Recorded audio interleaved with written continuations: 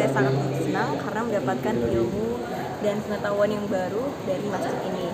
Ternyata toleransi itu sangat indah ya. Kami dari SMA 1 Singaraja pagi ini datang ke Masjid Agung Jami Singaraja untuk mencari data.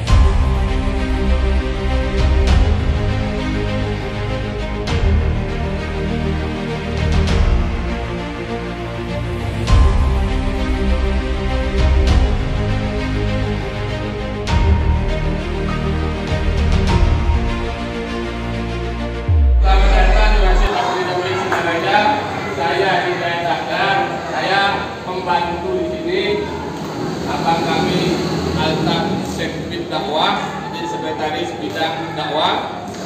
Adik kami lalu Ain Ibrahim, panggilannya Bang Ain, ini Sekbid Seni dan Budaya. Jadi atas izin Allah saya minta maaf, ini beliau ayahanda kami, saya alma mater SMA Negeri 1 alumni 96 kami di Masjid Agung Jami. Ini welcome ya, adik-adik kapan aja 24 jam pintu gerbang kami terbuka. Jadi masjid ini adalah masjid tentang sejarah, nantinya akan dijelaskan banyak oleh Abang Ain insyaallah. Jadi kita mulai dari sini. Saya sebagai ketua PKM di sini menjelaskan sedikit saja tentang masjid kami. Kami baru 2 tahun di sini mengabdi sebagai pengayah pengurus masjid. Jadi atas izin Allah, nanti adik-adik best time untuk main ke sini itu dari jam 12 sampai jam 2. Kenapa gitu? Adik-adik dapat 3 package saja. Package pertama itu package wisata religi. Jadi karena kami umat muslim, adik-adik bisa lihat kita sholat zuhur berjamaah. Jadi sholat bersama-sama kita siang, namanya sholat zuhur bagi kami. Lalu setelah zuhur, adik-adik kalau toleh ke belakang, itu ada tenda. Tenda itu adalah tempat kita berwisata sosial. Apa tenda itu? Bacaannya tuh baca? Bacaannya apa? Warung makan MD.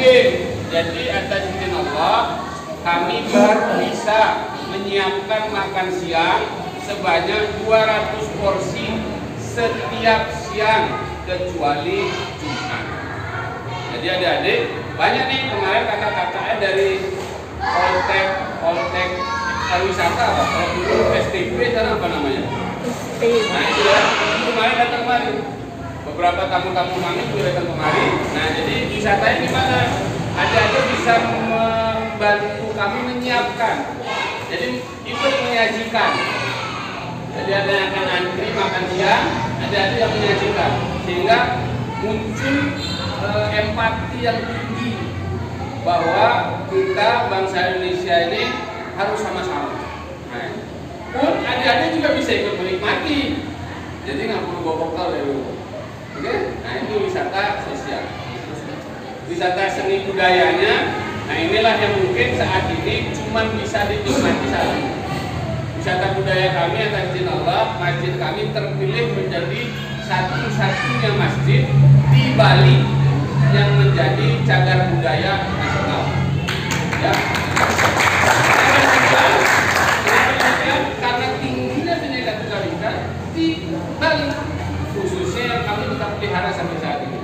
Adik-adik saat ini sedang menatap gerbang atau pintu utama ini. Pintu ini masih asli pembelian dari Puri Buleleng tahun 1800-an.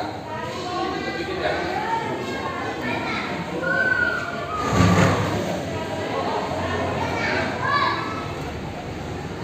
Jadi saking lamanya ini udah nggak dijual lagi itu ya. Itu tahun 1800-an.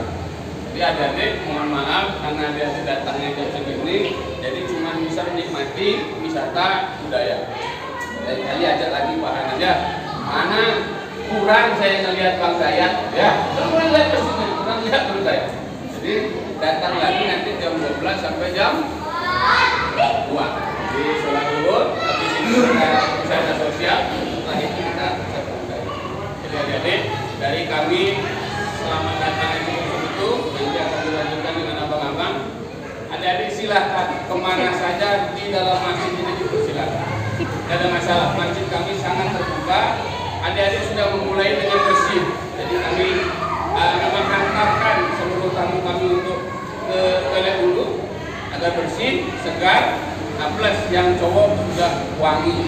Jadi salah satu syariat dalam Islam adalah memasuki tempat ibadah itu dalam keadaan terbaik, pakaian terbaik, penampilan terbaik, semua terbaik. Nah, mudah-mudahan penyambutan dari kami bisa diterima. Nanti akan ada welcome drink, sudah kan ya? Kalau pengen ngopi-ngopi, ntar kita siapin snack. Nah, mudah-mudahan nanti perjalanan adik-adik di Masjid Agung Jami menenangkan dan membuat penasaran, sehingga nanti adik-adik akan hadir dan hadir kembali.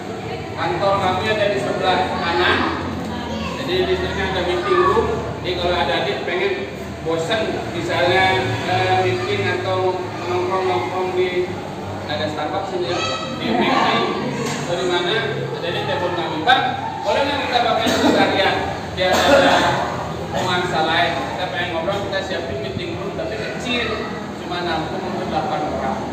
Nah, selain itu ada ruang tamu di sana, adik-adik bebas mau ngapain di situ. Ya, masjid ini punya kita bersama, jaga bersama, nikmati bersama. Demikian dari saya, terima kasih. Assalamualaikum warahmatullahi wabarakatuh. Wassalamualaikum warahmatullahi wabarakatuh. Selamat datang di Masjid Agung Jami. Perkenalkan, saya yang sudah dipanggil sama abang saya, nama saya Abdul Ibrahim. Saya ini memegang seksi budaya dan sejarah.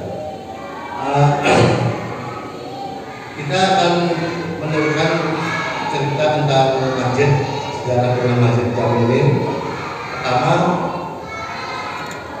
Masjid Jami ini yaitu berhubungan dulu dengan Masjid Keramat. Masjid Keramat itu adalah masjid tertua yang ada di kampung ini juga, Kampung Kajar. Masjid tertua yang dibilang masjid tertua di Bali dan di Brunei. Dari abad ke-15 ada dulu Sunan Praten yang mengislamkan Lombok, itu ekspedisi Sunan Praten. Setelah mampir ke Bali Utara, beliau sholat di pinggir sungai dan di daerah Muara yang sekarang ditemukan langgar, yang sekarang menjadi Masjid Keramat. Dari tahun ke tahun, dari tahun abad 15 sampai ke abad 18, penduduk pendatang dan muslim ini semakin banyak dan tidak menampung di Masjid Keramat.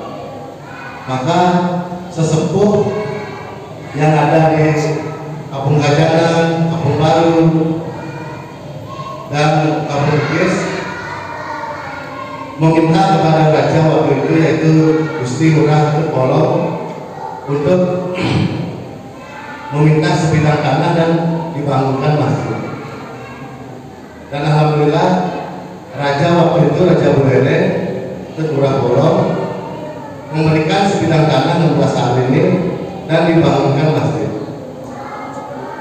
Tahun 1820 dimulai dibangunnya masjid ini. Tahapan pembangunan masjid ini sangat lama, yaitu sekitar 50 tahun, dari 1820 sampai 1840. Kenapa gitu?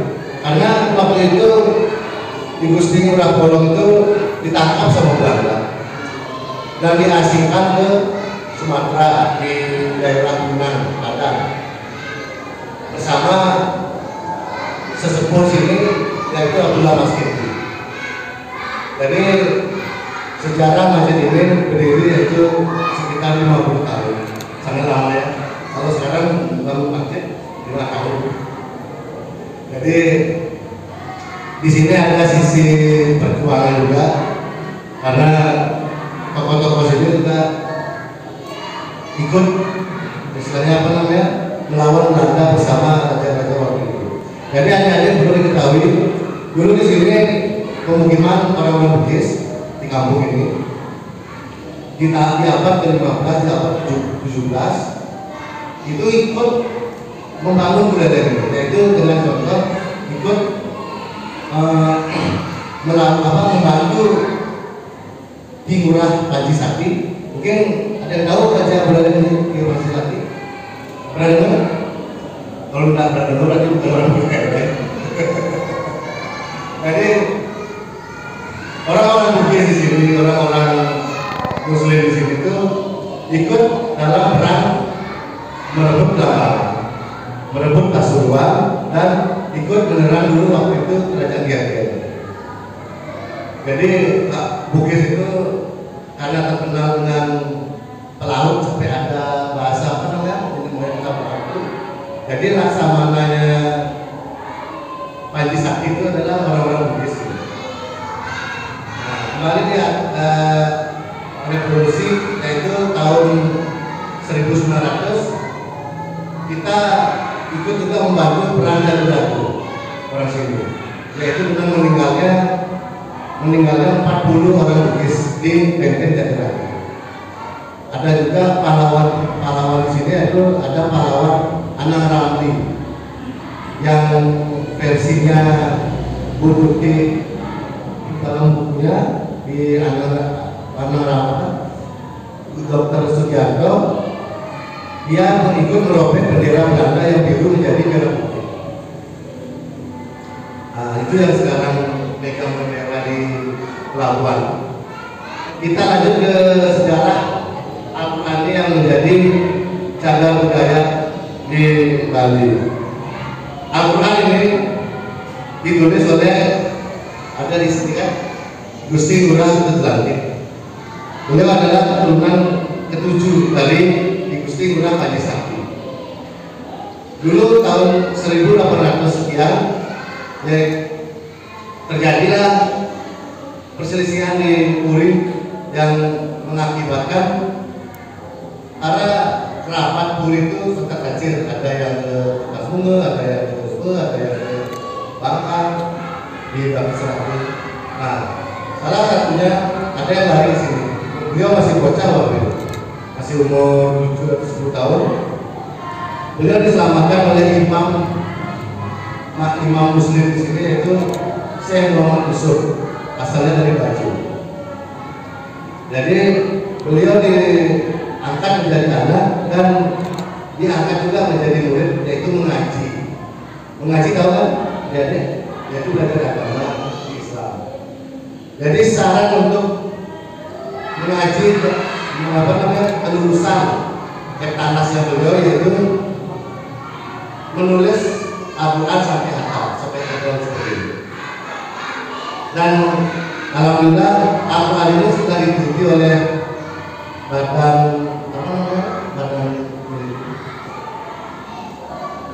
arkeologi, yaitu Al-Quran terapi dan tersempurna di Nusantara, bukan Al-Quran kedua, Al-Quran terapi tulisannya. Nanti mungkin bisa ada sesi untuk melihat juga bisa.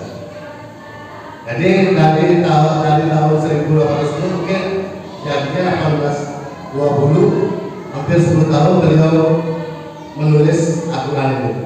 Kalau sekarang kan cuma 5 menit cetak. Mimbar ini ada sebelum ada Masjid Jawi, sebelum ada masjid. Ini sudah ada.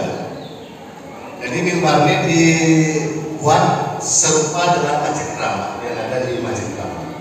Jadi bahasanya di sana lagi, di sini berubah.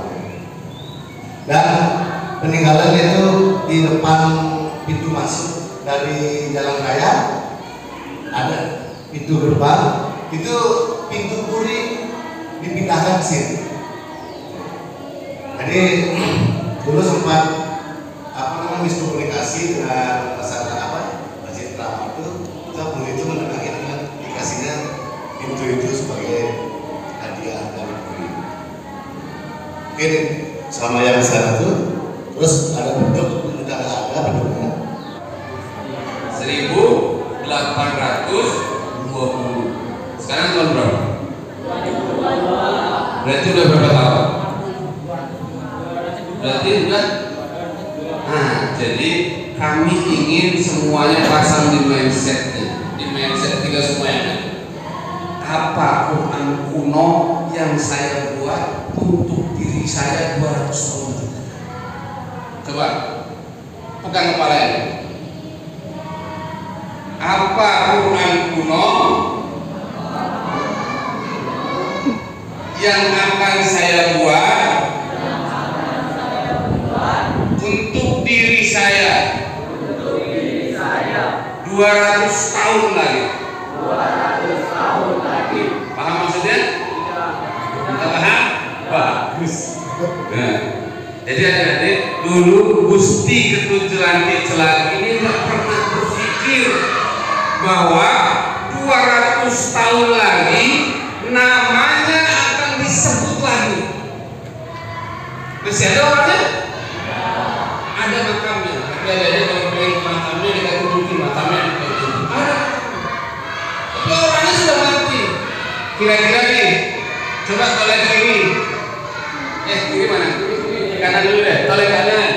Lihat muka yang di kanan. Jelek kan? Tolek di kiri. Kalau tidak lagi ya. Lalu ngaca. Nyata saya boleh juga. Maksudnya begini. Ada nggak di antara yang kalian tolek kanan kiri 200 tahun lagi masih? Kira-kira kan? Termasuk kita. Tapi Gusti Ketujuh lagi mengajarkan kepada kita buat satu karya yang akan dikenang 200 tahun lagi, bahkan 1000 tahun lagi. Nah, itu tugas siapa? Tugas kita, tugas adik-adik. Mana karya yang akan kalian buat, yang akan kalian dikenang sepanjang masa hidup? Jadi, apa Quran kuno yang kita buat untuk diri kita 200 tahun lagi? Gak usah mikir buat orang. Dulu Gusti Ketujuh juga nulis ini bukan untuk orang lain, tapi untuk dirinya. Dia belajar, dia berbuat baik untuk dirinya.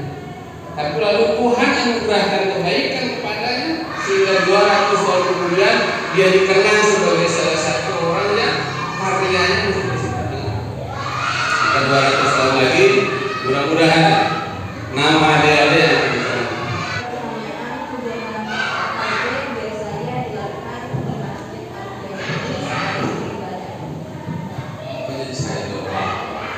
Ya. Kegiatannya ada kegiatan rutin, kegiatan harian itu kegiatan ubudiyah namanya. Ubudiyah itu adalah penghambaan. Jadi masjid adalah tempat menghambanya seorang hamba kepada Tuhan secara spiritual. Sehingga di masjid kami ada ibadah ritual sholat 5 kali sehari. Itu untuk penghambaan. Masjid adalah wahana sosial kemasyarakatan. Itu kegiatannya ada di sekitar dia, ada warung makan kita setiap siang kecuali hari Jumat. Nanti adik-adik kalau pas pengen main ke sini hari Jumat, adik-adik akan lihat satu wisata lainnya khusus hari Jumat, yaitu wisata Sodakoh Jumat. Apa itu? Jadi atas izin Allah, masjid kami itu mengumpulkan sekitar 200 yatim, duafa, orang-orang tua untuk kita santuni. Jadi saya juga berharap sama Allah nanti adik-adik akan jadi agen-agen kebaikan, di mana kami saat ini baru bisa memberikan 1 kilo beras per pekan per Jumat kepada 200 orang. Jadi ada anak-anak yatimnya, ada duafa itu orang-orang miskin. Jadi itu kegiatan sosialnya. Terus kegiatan masjid juga adalah tempat belajar. Jadi di masjid ini ada kegiatan pendidikan formal. Kami baru punya RA sederajat dengan TK. Kami juga siapkan untuk anak-anak di sini yang kurang mampu untuk ikut namanya madrasah diniyah. Jadi pelajaran agama di luar waktu sekolah. Jadi mudah-mudahan adik-adik juga punya inisiatif. Bang Dayat, gimana ntar kalau anak-anak di sekolah satu ngajar bahasa Inggris di sini boleh nggak? Ngajar ini di sini boleh nggak? Kita welcome. Mungkin gitu ya. Jadi ada ritual keagamaan, ada sosial kemasyarakatan, ada pendidikan. Melakukan kegiatan-kegiatan yang tadi udah di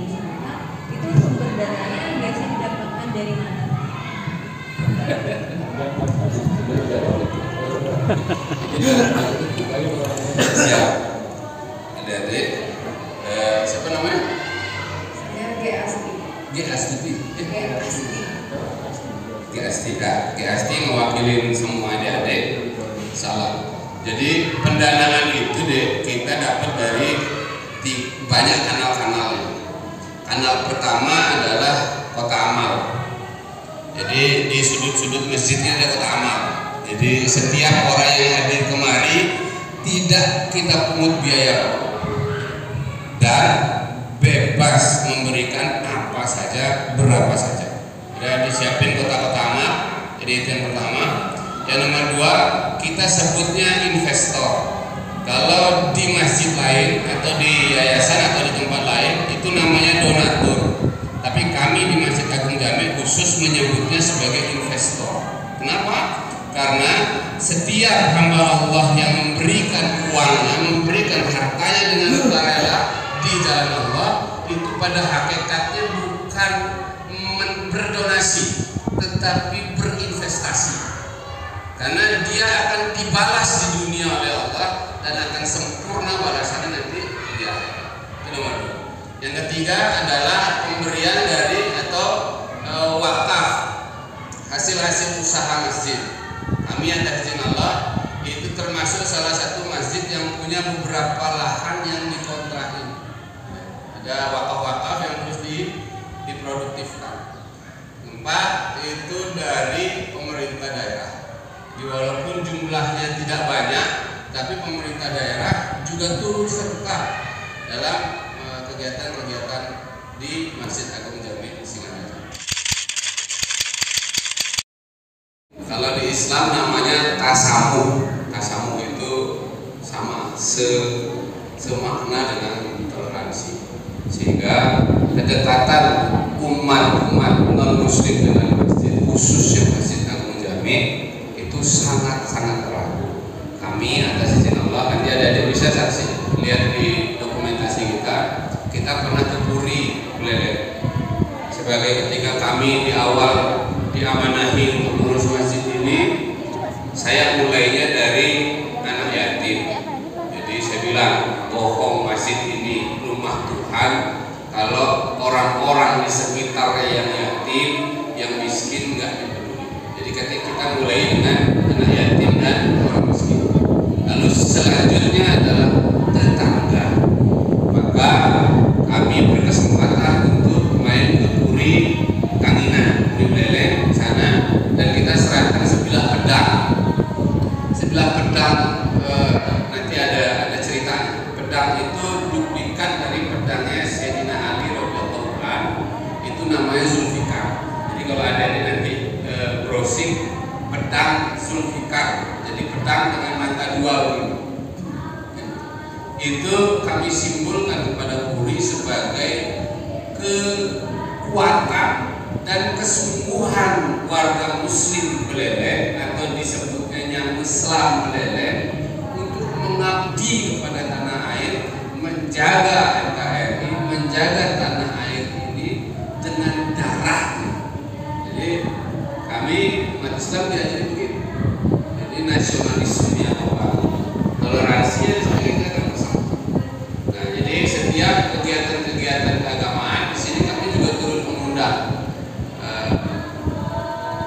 pejabat desa, lurah, sekdes, semua kita ada makan.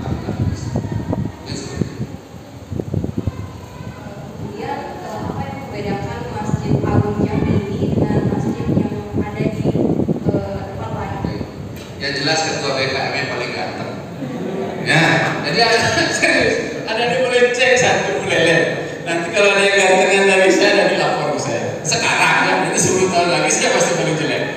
Itu pertama. Yang kedua, masjid ini adalah satu-satunya yang mengkoneksi antara umat Islam dan umat Hindu Buleleng. Masjid ini saksi bisu bagaimana keberagaman itu sebetulnya bukan hal baru di Bali Utara, khususnya di Buleleng. Bahwa keberagaman Bhinneka Tunggal Ika itu justru adalah warisan budaya dari orang-orang terdahulu yang mestinya kita bersungguh-sungguh menjaganya. Jadi ini bukan kita yang diajari bagaimana bertoleransi, bagaimana berbhinneka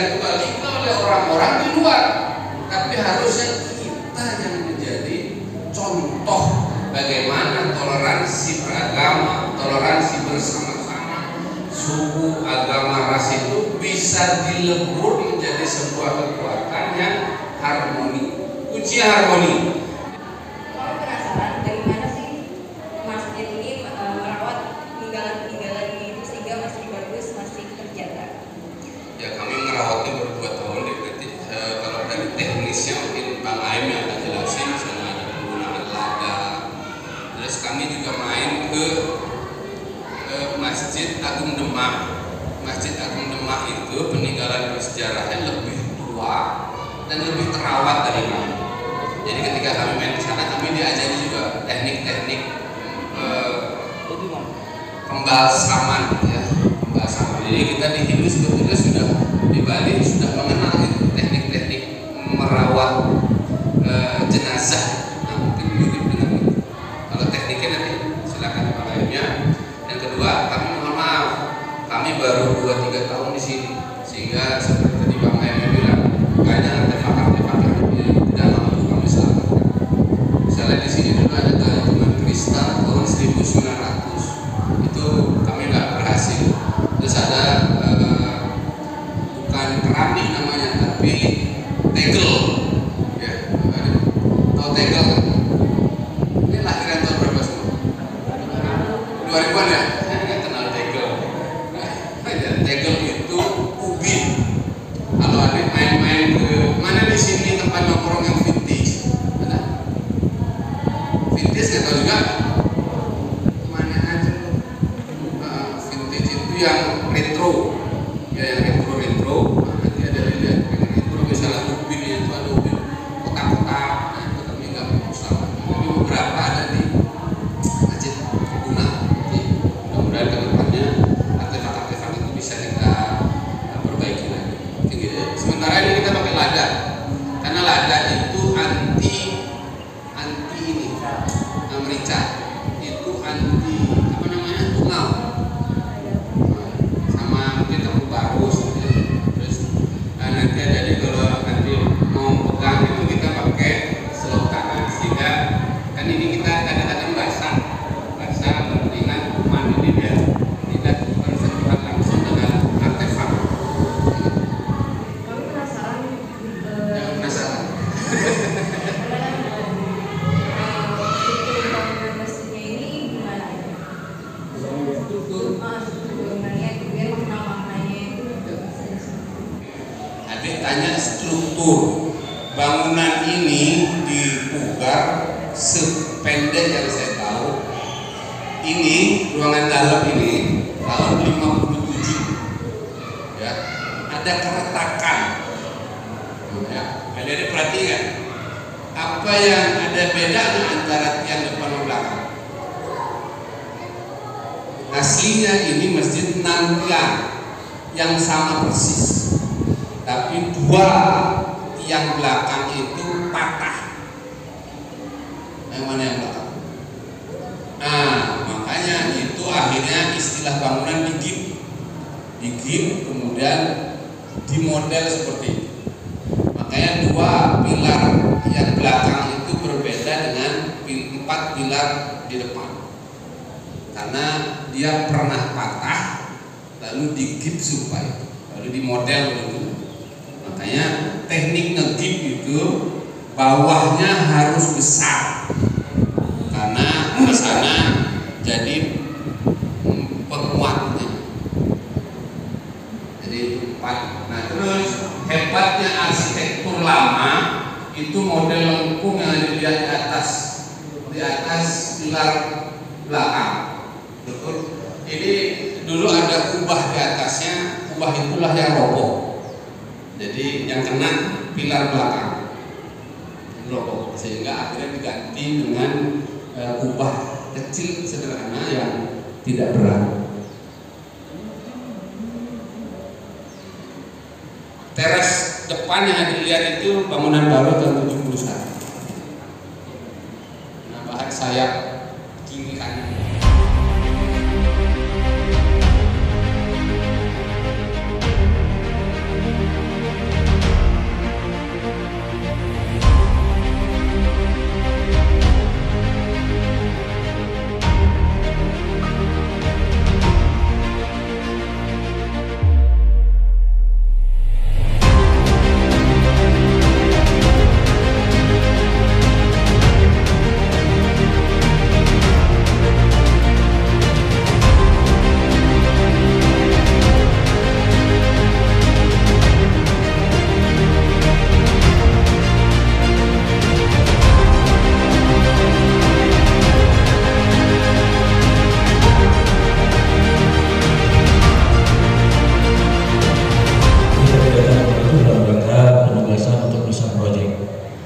tema yang kedua di SMA 1 tahun ini itu berkaitan dengan Bhinneka Tunggal Ika, berkaitan dengan toleransi.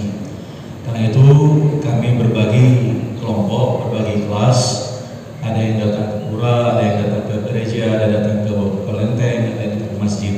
Jadi anak-anak ini satu kelas, mereka datang bertugas di SMA ini, datang ke Masjid Agung Jami Singaraja ini. Assalamualaikum warahmatullahi wabarakatuh. Kami dari SMA 1 Singaraja pagi ini datang ke Masjid Agung Jami Singaraja untuk mencari data untuk penyusunan proyek P5 penekanan proyek pelajaran Pancasila untuk siswa kelas 10. Objek kita kebetulan tempat-tempat ibadah dan kelas ini kebetulan dapat bagian di Masjid Agung Jami Singaraja. Mas, setelah kesini gimana kesannya, Pak? Alhamdulillah penerimanya baik, kemudian mudah-mudahan kami bisa menyusun laporan yang lebih lengkap tentang Masjid Agung Jami Singaraja. Pesan dan pesan saya terhadap Masjid Agung Jami ini tentu saya sangat senang karena mendapatkan ilmu dan pengetahuan yang baru dari masjid ini. Ternyata toleransi itu sangat indah ya. Dan Masjid Agung Jami ini yang merupakan masjid yang memiliki cagar budaya yang indah ada di Buleleng. Jadi tentu hal itu meninggalkan nilai ilmu pengetahuan dan toleransinya bagi seluruh umat. Gitu. Pelajaran yang dapat dipetik bahwasanya toleransi itu sangat indah. Karena seperti yang tadi disampaikan bahwasanya kan masjid ini tuh memiliki corak agama Islam dengan agama Hindu. Hal itu kan menimbulkan yang namanya toleransi antar umat beragama.